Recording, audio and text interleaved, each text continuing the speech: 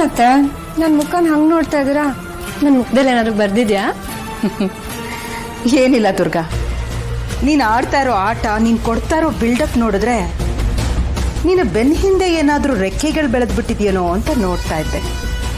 ಅತ್ತೆ, ನೀವು ಇಷ್ಟೊಂದು ಕೆಟ್ಟ ಕೆಲಸ ಮಾಡಿದ್ರು ನಿಮ್ ತಲೆ ಮೇಲೆ ಕೊಂಬೆ ಬೆಳ್ದಿಲ್ಲ. ಇನ್ ನನಗೆ ಹೆಂಗತ್ತೆ ರೆಕ್ಕೆ ಬೆಳೆಯುತ್ತೆ?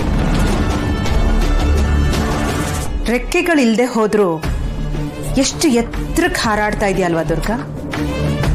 ಹಾರು ಹಾರು, ನೀನು ಎಷ್ಟು ಎತ್ತರಕ್ಕೆ ಹಾರ್ತೀಯೋ ಅಷ್ಟೇ ಜೋರಾಗಿ ಕೆಳಗೆ ಬೀಳ್ತೀಯ. ಆ ಬೀಳೋ ಏಟ್ ಕೂಡ ಅಷ್ಟೇ ಜೋರಾಗಿರತ್ತೆ. ಆ ಏಟನ್ನ ನಿನ್ನಿಂದ ತಡ್ಕೊಳ್ಳೋದಕ್ಕಾಗೋದಿಲ್ಲ. ನನ್ನ ಹತ್ರ ದೊಡ್ಡದಾಗಿ ಚಾಲೆಂಜ್ ಮಾಡಿದ್ಯಲ್ಲ ದುರ್ಗಾ, ಏನಾಯ್ತು? ಆಗ್ಲಿಲ್ವಾ? ಸೋತ್ಯಾ? ಅದಕ್ಕೆ ಕಣೆ ಹೇಳಿದ್ದು, ಶರತ್ನ ನನ್ನ ವಿರುದ್ಧ ಎತ್ತು ಕಟ್ಟೋದಕ್ಕೆ ನಿನ್ನಿಂದ ಈ ಜನ್ಮದಲ್ಲಿ ಸಾಧ್ಯ ಇಲ್ಲ.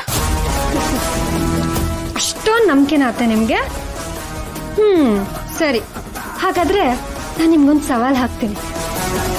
ಮುಂದಿನ 1 ಗಂಟೆ ಒಳಗೆ ನನ್ನ ಗಂಡ ನಿಮ್ಮ ಮೇಲೆ ಕೋಪ ಮಾಡ್ಕೊಂಡು ಕೂಗಾಡೋ ಹಾಗೆ ನಾನು ಮಾಡ್ತೀನಿ. ಇದು ನನ್ನ ಸವಾಲು.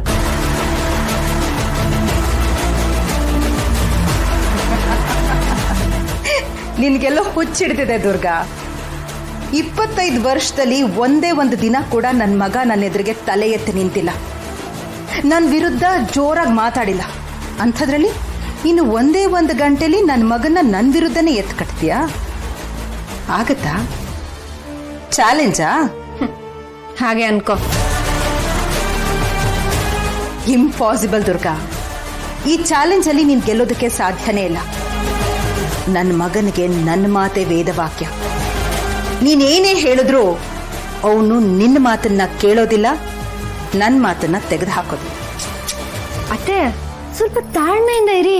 ಇನ್ನು 59 ನಿಮಿಷ ಬಾಕಿ ಇದೆ. ಅಲ್ಲಿವರೆಗೂ ಸ್ವಲ್ಪ ಸಮಾಧಾನವಾಗಿರಿ.